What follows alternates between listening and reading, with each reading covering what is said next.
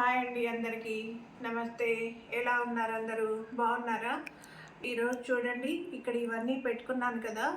ఎందుకోసం అంటే water candles తయారు చేయబోతున్నా ఈరోజు నేను. మనకు దగ్గరలో దీపావళి పండుగ రాబోతోంది కదా, అందుకోసం మనము బయట కొనాలి అంటే చాలా ఖర్చు అవుతుంది కదా. అలా కాకుండా తక్కువ ఖర్చుతోనే మనం ఇంట్లో ఉన్న వాటితోనే అందంగా వాటర్ క్యాండిల్స్ తయారు చేసుకోవచ్చు. దీపావళి పండుగ రోజున మనము అందంగా డెకరేట్ చేసుకోవచ్చు.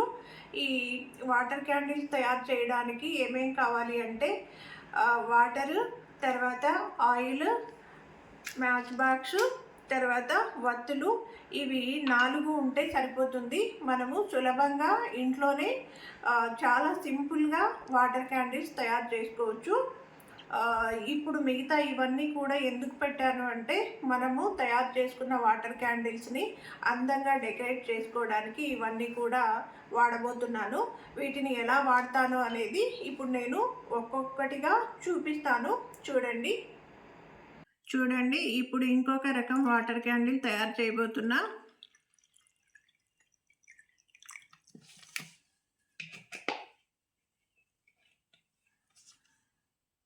ఇంకొంచెం వాటరు. ఇప్పుడు చూడండి, మనము ఈ శారీ పిన్స్ ఇందులో వేస్తాను నేను. చూడండి, కలర్ ఉన్నాయి కదా. ఇలా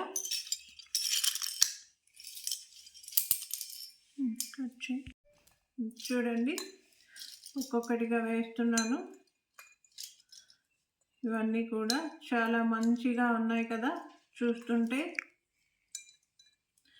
ఇవన్నీ కూడా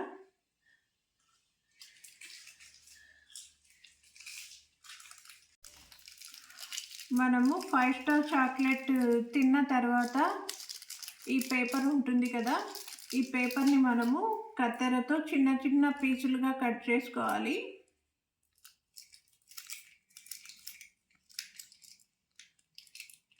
చూడండి, ఇలా చిన్న చిన్న పీసులుగా కట్ చేసి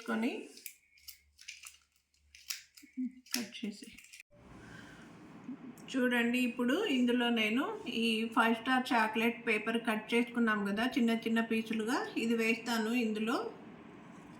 చూడండి, ఇలా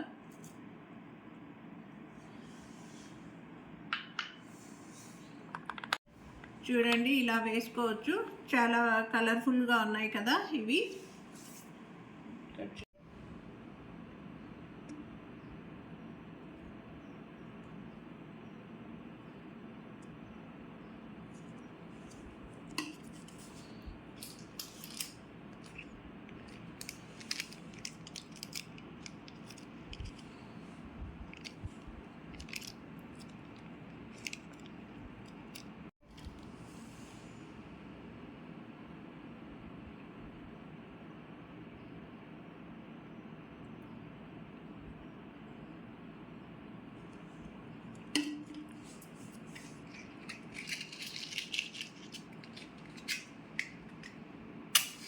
ఇప్పుడు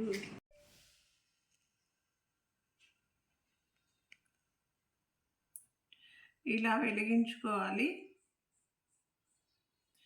చూడండి, ఎంత కలర్ఫుల్గా ఉందో, చాలా బాగుంది కదా.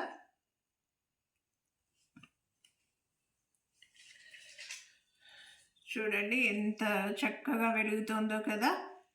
ఇందాక ఫ్యాన్ వేసున్నాను, అందుకని ఊగుతుంది. ఇప్పుడైతే మాత్రము ఆపేశాను.